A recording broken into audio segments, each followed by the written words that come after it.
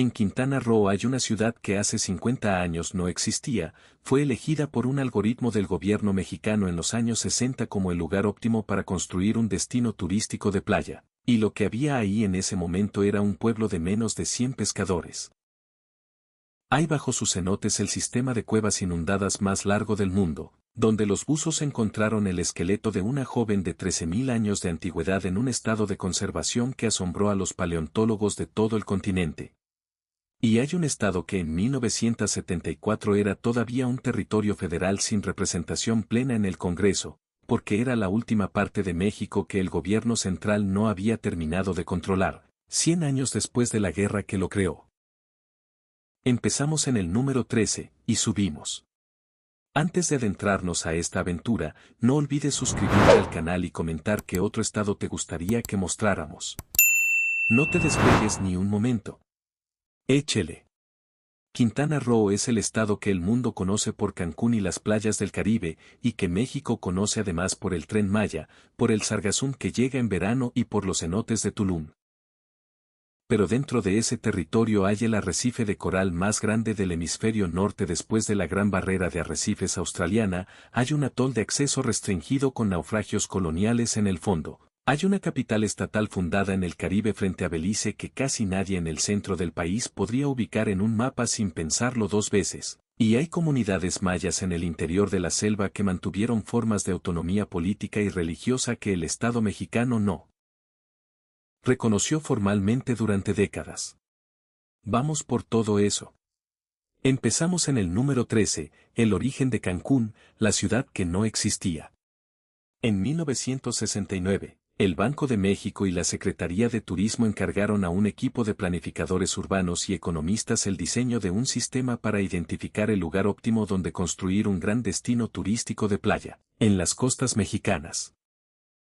El equipo utilizó un modelo computacional, inusual para la época, que cruzaba variables como temperatura del agua, número de días de sol al año, profundidad de la plataforma marina, accesibilidad terrestre y aérea, y disponibilidad de agua dulce. El lugar que arrojaron los análisis fue un banco de arena de 22 kilómetros de largo entre el Mar Caribe y una laguna interior, en el extremo noreste de la península de Yucatán. Se llamaba Cancún, y en el censo de 1970 registraba 117 habitantes, todos pescadores. El gobierno federal creó Fonatur, el Fondo Nacional de Fomento al Turismo, y comenzó a invertir en infraestructura, el aeropuerto, el malecón, la zona hotelera sobre el banco de arena y la ciudad de servicios en tierra firme. Los primeros hoteles abrieron en 1974. En el censo de 1980, Cancún ya tenía más de 33.000 habitantes. En el de 2020, la zona metropolitana de Cancún superó el 1.200.000. En 50 años, de 117 pescadores a más de 1 millón de personas, de Banco de Arena Virgen a la ciudad turística más visitada de México y una de las 10 más visitadas de América Latina. No existe en el continente americano ningún otro ejemplo de una ciudad que haya crecido a esa velocidad en tan poco tiempo a partir de una decisión de planificación gubernamental. La historia urbana de Cancún es tan extraordinaria que los expertos en urbanismo de todo el mundo la estudian como caso de análisis, tanto por lo que funcionó como por lo que no. Lo que funcionó fue el turismo. Cancún recibió en años previos a la pandemia más de 20 millones de turistas anuales, y sus ingresos representan una fracción significativa de las divisas turísticas de México. Lo que no funcionó, o funcionó de forma desigual, es el modelo de ciudad. La zona turística sobre el Banco de Arena es un corredor de hoteles, restaurantes y centros comerciales prácticamente sin espacio público ni vida urbana convencional, mientras que la ciudad del otro lado de la laguna interior creció con una informalidad y una velocidad que su infraestructura de agua, drenaje y vialidad no pudo seguir. La brecha entre el Cancún de las revistas de viaje y el Cancún donde viven los trabajadores que mantienen esas revistas en circulación es uno de los contrastes urbanos más dramáticos del México contemporáneo. Número 12. El sistema Zacactún y los 13.000 años de Naya. Debajo de la Riviera Maya, bajo las playas y los hoteles y las calles de Tulum y Playa del Carmen, corre el sistema de cuevas inundadas más largo del mundo conocido. El sistema Sac-Actun tiene en sus ramificaciones más de 300 kilómetros de galerías subacuáticas cartografiadas, con un promedio de expansión en el conocimiento del sistema de varios kilómetros por año conforme los espeleobusos del Gran Cenote y de otros accesos continúan su exploración. En 2018, los investigadores del Gran Acuífero Maya confirmaron la conexión entre el sistema Sac-Actun y el sistema Dos Ojos, sumando ambos en una red continua que los convirtió en el sistema más largo del mundo en esa categoría. Las cuevas del Sac-Actun se formaron durante el último periodo glacial, entre 10.000 y 20.000 años atrás, cuando el nivel del mar era entre 100 y 120 metros más bajo que el actual y el sustrato calizo de la península estaba expuesto al aire. El agua de lluvia disolvió el carbonato de calcio durante milenios, creando primero cuevas en seco y luego, cuando los glaciares se derritieron y el mar subió, inundando esas cuevas con agua de mar mezclada con agua dulce. En algunas galerías, a cierta profundidad, los buzos pueden ver la interfaz entre el agua dulce de la superficie y el agua salada del fondo como una nube iridiscente suspendida, la haloclina, que distorsiona la visión como un espejo líquido. En las profundidades de una de las cuevas del sistema, en 2007, los buzos del proyecto de investigación GAM encontraron el esqueleto completo de una joven adolescente, junto con el de un gliptodonte, los restos de un gonfoterio y otros megafauna extinta. El análisis de carbono 14 del esqueleto, publicado en la revista Science en 2014, arrojó una edad de entre 12.000 y 13.000 años. La joven fue llamada Naya y es, hasta donde se sabe hoy, el esqueleto humano más completo de esa antigüedad encontrado en todo el continente americano. Cayó al pozo cuando era una cueva en seco, y el agua la preservó intacta durante milenios hasta que los buzos perforaron el sedimento y la encontraron. Número 11. Bacalar y el fuerte que los piratas tomaron 2 veces. La laguna de Bacalar, en el sur del estado, es un cuerpo de agua dulce de 60 kilómetros de largo y 8 de ancho cuya característica más extraordinaria es el color. El agua sobre el fondo calizo de los cenotes y canales que la alimentan produce variaciones de azul que van del turquesa pálido al azul profundo casi negro, dependiendo de la profundidad y del ángulo de la luz, todo visible simultáneamente desde cualquier punto de la orilla. La llaman la laguna de los 7 colores, aunque la cuenta exacta de los tonos depende del momento del día y de la condición del cielo. En la orilla occidental de la laguna, el fuerte San Felipe de Bacalar fue construido por los españoles en 1729, específicamente para defender la región contra los piratas ingleses que operaban desde Belice y que habían atacado el área en varias ocasiones durante el siglo anterior. El fuerte duró apenas 4 años bajo control español. En 1733, una flota de piratas ingleses y corsarios al mando del capitán Nathaniel Yoren tomó la fortaleza por asalto y la mantuvo durante más de una década. Los españoles la recuperaron en 1749.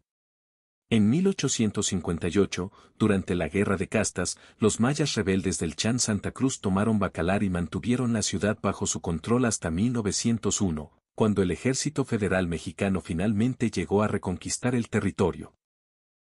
El fuerte San Felipe de Bacalar fue sede de colonizadores españoles, de piratas ingleses y de guerreros mayas en distintas épocas, y hoy es un museo histórico con las ruinas del fuerte original visible desde la laguna. Número 10. El Banco Chinchorro, el atol más grande del hemisferio norte.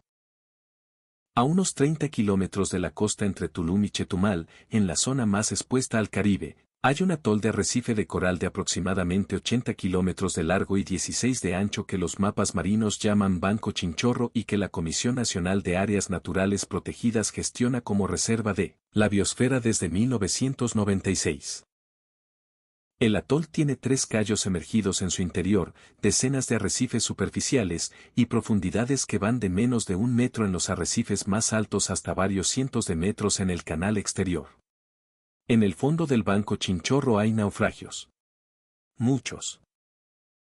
Los arrecifes superficiales que hacen el banco tan importante ecológicamente son también la razón por la que los barcos coloniales que cruzaban el Caribe naufragaron aquí con regularidad durante 2 siglos, y el inventario de naufragios que el INAH tiene documentados incluye embarcaciones del siglo XVI hasta principios del siglo XX. El acceso al Banco Chinchorro está restringido por la reserva, lo que significa que prácticamente el único turismo que llega son buzos especializados que van específicamente por los naufragios o por la biodiversidad marina, que incluye colonias de langosta espinosa, tortugas de varias especies y tiburones nodriza que descansan en las cuevas del arrecife. La mayoría de los turistas de Quintana Roo nunca saben que existe. Número 9. Cobá y las acves que nadie termina de medir.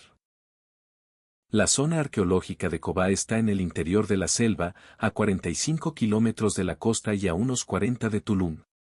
Su estructura más alta es la pirámide Noch Mul, con 42 metros de altura, la pirámide más alta de toda la península de Yucatán y una de las pocas que todavía se podía subir hasta hace pocos años, hasta que una caída de una turista llevó al cierre del acceso a la cima.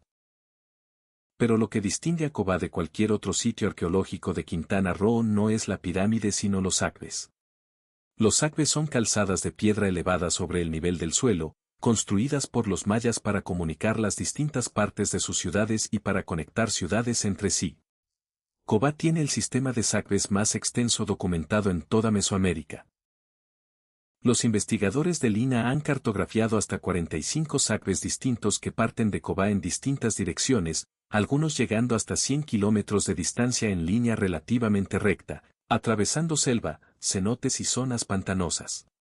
El sacbe más largo conocido conecta Cobá con Yaxuná, en el interior de Yucatán, y tiene más de 90 kilómetros de longitud. Los mayas lo construyeron para que las personas que viajaban entre las dos ciudades pudieran hacerlo sin que el suelo de la selva los dificultara en temporada de lluvias. Es la infraestructura de transporte más larga del México prehispánico. Número 8. El arrecife mesoamericano y la emergencia que nadie llama así. El sistema arrecifal mesoamericano, o Gran Arrecife Maya, es el segundo sistema de arrecifes de coral más grande del mundo después de la Gran Barrera de Arrecifes de Australia, con una extensión de más de 1000 kilómetros que corre paralela a las costas de México, Belice, Guatemala y Honduras. La sección mexicana, frente a las costas de Quintana Roo, es la más extensa del sistema en términos de diversidad de especies y de integridad estructural relativa, e incluye la isla de Cozumel, el Parque Nacional Arrecifes de Cozumel y la zona de arrecifes frente a la costa de Tulum. El arrecife está en crisis. Los episodios de blanqueamiento de coral, causados por el aumento de la temperatura del agua del mar que el cambio climático produce, han matado entre el 20 y el 60% de la cobertura de coral vivo en distintas secciones del arrecife mesoamericano desde 1998. El blanqueamiento ocurre cuando la temperatura del agua sube y los corales expulsan las algas simbióticas que les dan su color y que producen la mayor parte de su energía. El coral queda blanco y si la temperatura no baja en pocas semanas, muere. El huracán Wilma en 2005 dañó severamente la zona de arrecifes frente a Cancún y Cozumel. Las aguas residuales de los desarrollos turísticos costeros, que se filtran hacia el mar a través del acuífero subterráneo, añaden nutrientes que favorecen las algas sobre el coral. El sargassum, la macroalga que en temporada alta cubre las playas de Quintana Roo en cantidades que hacen los titulares de todos los periódicos del país, no es el único problema del ecosistema marino de la costa. Es el más visible, el que se puede fotografiar y el que afecta directamente la experiencia del turista en la playa. El menos visible está debajo del agua, en los arrecifes que los turistas fotografían con sus cámaras de acción antes de que desaparezcan. La diferencia entre el arrecife mesoamericano de 1990 y el de 2024 es visible a simple vista para cualquier biólogo marino que haya buceado en ambas épocas: menos coral vivo, más algas sobre el coral muerto, menos peces de los tamaños que indican un ecosistema en buen estado. El arrecife no ha desaparecido, pero está en una trayectoria que los modelos del Instituto de Ciencias del Mar y Limnología de la UNAM no proyectan como reversible sin una reducción significativa de las emisiones de gases de efecto invernadero globales. Número 7. Sian Ka'an, donde nace el cielo. La reserva de la biosfera de Sian Ka'an ocupa más de 5.100 kilómetros cuadrados en el centro y el sur de la costa de Quintana Roo, justo al sur del corredor turístico de Tulum. Sian Ka'an significa en lengua maya donde el cielo nace o puerta del cielo, y el nombre es adecuado para un ecosistema que incluye selva tropical, manglares, lagunas costeras, marismas, Dunas y arrecifes en una continuidad que los biólogos de la UNAM y del Colegio de la Frontera Sur califican como el conjunto de ecosistemas costeros tropicales mejor conservado del Golfo de México y el Caribe Norte. Lo que casi nadie que visita la reserva sabe es que en el interior de Sian Ka'an hay canales artificiales construidos por los mayas hace más de 2000 años. Los canales, que en algunos casos tienen varios kilómetros de longitud y atraviesan las marismas conectando lagunas con el mar, fueron construidos probablemente para facilitar el transporte de canoa, el cultivo de peces y mariscos en los humedales, y posiblemente para el control de inundaciones estacionales. Algunos de los canales conservan su funcionalidad hídrica hasta hoy, siglos después de que las ciudades mayas que los construyeron fueran abandonadas. La reserva fue declarada Patrimonio de la Humanidad por la UNESCO en 1987 y es uno de los pocos espacios costeros de México donde el turismo está genuinamente regulado para no superar la capacidad de carga del ecosistema. Número 6. Los cenotes como puertas al inframundo. La península de Yucatán no tiene ríos ni lagos superficiales. El agua de lluvia se absorbe a través del suelo calizo y corre bajo tierra hasta el mar, creando el sistema de acuífero subterráneo más importante del sur de México. Los cenotes son los puntos donde el techo de esas cuevas subterráneas se derrumbó, abriendo accesos naturales al agua dulce. Para las culturas mayas, que dependían de esa agua para beber, para cocinar y para regar, los cenotes eran también algo más. Eran las puertas de entrada al inframundo, al Xibalbá, el reino de los señores de la muerte. En los cenotes de Quintana Roo, los arqueólogos subacuáticos de Lina y de las universidades norteamericanas que trabajan en el área han encontrado en las últimas décadas colecciones de ofrendas y restos humanos que documentan siglos de uso ritual. Figuras de jade, vasijas de cerámica, objetos de hueso y concha, y esqueletos de personas que fueron depositadas en el agua en posiciones que sugieren sacrificio ritual o entierro ceremonial. El cenote sagrado de Chichén Itzá, que ya mencionamos en el guión de Yucatán, es el más famoso, pero hay cenotes rituales documentados en toda la Riviera Maya que revelan el mismo patrón. El agua oscura y el olor a tierra húmeda que sienten hoy los turistas que se sumergen en los cenotes eran para los mayas el olor del inframundo. Y la oscilación entre el calor de la selva y el frío del agua era el paso entre el mundo de los vivos y el mundo de los muertos. Número 5. Cozumel, la isla que el Caribe no terminó de decidir a quién pertenecía. La isla de Cozumel, a 12 kilómetros frente a la costa de Playa del Carmen, era en el periodo maya una isla sagrada dedicada a Ixchel, la diosa de la luna y la medicina, y un importante destino de peregrinación para las mujeres de toda la región. Hernán Cortés hizo escala en Cozumel en febrero de 1519 en su primer viaje hacia el interior de México, y fue en esa isla donde encontró a Jerónimo de Aguilar, el náufrago español que llevaba años viviendo entre los mayas y que junto con la Malinche sería su intérprete en la conquista de Tenochtitlán. Cozumel fue el primer punto de contacto estable entre la expedición de Cortés y los mayas del Caribe. En los siglos siguientes, Cozumel fue repetidamente atacada por piratas ingleses, franceses y holandeses que la usaron como base de operaciones en el Caribe. Las comunidades mayas que la habitaban fueron diezmadas por las epidemias que trajeron los primeros contactos con los europeos. Para el siglo XVII, la isla tenía periodos en que estaba prácticamente deshabitada. La repoblación formal de Cozumel no ocurrió hasta el siglo XIX. Hoy Cozumel tiene una de las industrias de turismo de buceo más activas del Caribe, con decenas de operadores que llevan visitantes de todo el mundo al arrecife frente a su costa occidental, considerado uno de los 10 mejores sitios de buceo del mundo por la claridad del agua y la diversidad de vida marina. Número 4. El Tren Maya y lo que encontraron al cavar.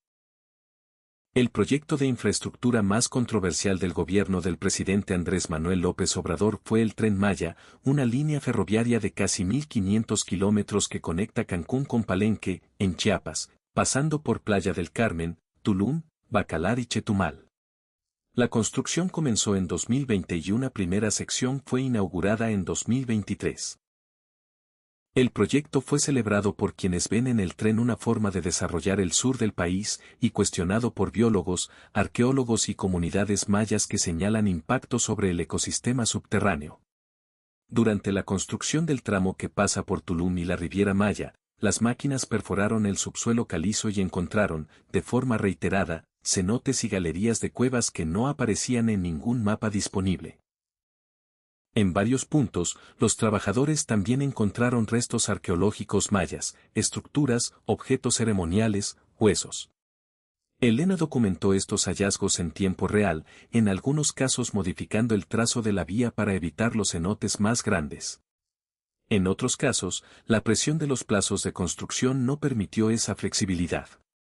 El debate sobre qué fue preservado y qué fue afectado por la construcción del tren bajo la Riviera Maya sigue activo entre los especialistas. Número 3. La cruz parlante y el Estado que nació de una guerra. El 13 de mayo de 1850, en la aldea de Sosén, en el territorio que hoy es el municipio de Felipe Carrillo Puerto, apareció una cruz de madera en el tronco de un árbol junto a un cenote. Según los testimonios de la época, la cruz hablaba, daba instrucciones a los mayas rebeldes de la guerra de castas, los animaba a continuar la lucha y les prometía la victoria final. Los investigadores de las décadas siguientes establecieron que la voz de la cruz era producida por un ventrílocuo llamado Manuel Nahuatl, actuando bajo las instrucciones de los líderes militares del movimiento para mantener la moral de los combatientes mediante un recurso que mezclaba la religiosidad maya con la táctica militar. El santuario de la cruz parlante, que creció alrededor del árbol original, se convirtió en el centro espiritual y político de lo que los mayas llamaron Chan Santa Cruz y los mexicanos llamaron la Guerra de Castas del Sur. La zona que los mayas del Chan Santa Cruz controlaron durante la segunda mitad del siglo XIX cubría casi todo el interior y el sur de lo que hoy es Quintana Roo. No era un estado mexicano sino un territorio maya semi-independiente, con sus propias autoridades, su propio sistema fiscal informal y su propia práctica religiosa organizada alrededor de la cruz parlante. El gobierno mexicano no pudo recuperar ese territorio hasta 1901, cuando el general Ignacio Bravo tomó Chan Santa Cruz con un ejército de 3,000 soldados. El territorio fue entonces organizado como Territorio Federal de Quintana Roo, lo que significaba que no era un estado con plena representación en el Congreso, sino una unidad administrativa bajo control directo del gobierno federal. Siguió siendo territorio federal hasta el 8 de octubre de 1974, cuando el presidente Luis Echeverría firmó la ley que lo convirtió en estado de la Federación. Quintana Roo es el estado más joven de México. Número 2. La zona maya y lo que sobrevivió después de la guerra. Cuando el ejército federal tomó Chan Santa Cruz en 1901, la rendición no fue total ni inmediata. Grupos de mayas se internaron más profundamente en la selva, hacia el sur y el centro del territorio, manteniéndose fuera del alcance de las guarniciones militares que el gobierno instaló en las ciudades recuperadas. Durante la primera mitad del siglo XX, esas comunidades siguieron practicando sus propias formas de organización política, sus propios rituales religiosos alrededor de la tradición de la cruz parlante, y en muchos casos su propio idioma sin necesidad de tener contacto regular con las autoridades federales. La zona del interior de Quintana Roo donde esas comunidades se asentaron se conoce hoy como la zona maya. Un conjunto de municipios en el centro y sureste del estado donde la mayor parte de la población es de origen maya y donde el idioma maya yucateco sigue siendo la lengua principal de la vida cotidiana en muchas familias. El INALI ha documentado en los últimos censos que Quintana Roo tiene uno de los porcentajes más altos de hablantes de lenguas indígenas de todos los estados turísticos de México, un dato que contrasta fuertemente con la imagen que el turismo internacional tiene de Cancún y Tulum. A menos de 2 horas en coche del corredor turístico más caro del Caribe mexicano hay comunidades donde las personas mayores siguen llevando el registro de las fiestas patronales en calendarios que mezclan el calendario gregoriano con el sistema de conteo del tiempo que los mayas desarrollaron hace 2 milenios. Y llegamos al número 1, al hecho sobre Quintana Roo que más raramente aparece en los libros de turismo, y que sin embargo explica mejor que cualquier otro la forma en que el estado existe. Quintana Roo es el estado más joven de México, pero no lo es por accidente administrativo ni por una reorganización del mapa político. Es el estado más joven porque fue el último territorio de México en ser plenamente incorporado al Estado Nacional, y esa demora de 150 años desde la independencia hasta la conversión en estado pleno es la consecuencia directa de la Guerra de Castas. Lo que ocurrió en Yucatán en 1847, cuando los mayas se levantaron y casi tomaron Mérida, no fue solo una guerra que el gobierno central aplastó. Fue una guerra que el gobierno central ganó solo a medias. Ganó el norte de la península pero no el sur ni el interior. El territorio que los mayas del Chan Santa Cruz controlaron durante 50 años no fue reconquistado militarmente hasta 1901, y aún después de la reconquista permaneció como territorio federal porque el gobierno sabía que no tenía la presencia ni la población mestiza necesarias para gobernarlo como un estado normal. Eso significa que Cancún, el mayor destino turístico de México, fue construido sobre un territorio que en términos de soberanía plena hacía menos de 70 años que era mexicano. Los cenotes que los turistas visitan en la Riviera Maya están sobre el mismo acuífero que los mayas de Chan Santa Cruz defendieron durante décadas. La selva que rodea Tulum fue el refugio de los últimos guerreros de la Cruz Parlante. Y la playa más fotografiada del Caribe mexicano fue elegida por un algoritmo de planificación gubernamental en un territorio que, cuando ese algoritmo corrió en los años 60, todavía llevaba menos de 15 años siendo formalmente un estado de la República. Y eso es todo. 13 lugares, el estado más joven de México, y la sensación de que Quintana Roo lleva 50 años siendo construido a gran velocidad sobre una historia de resistencia que sus propios turistas generalmente desconocen. Ahora te toca a ti, de estos 13 lugares, ¿cuál no sabías que existía, y si pudieras estar en uno mañana, cuál sería? Cuéntamelo en los comentarios, porque de ahí sale el próximo estado. Y si conoces a alguien que crea que Quintana Roo siempre fue Cancún y playeras, manda este video, porque le falta el esqueleto de 13.000 años en el fondo de la cueva, el fuerte que los piratas tomaron 2 veces, y la ciudad más grande del Caribe mexicano que hace 50 años no existía.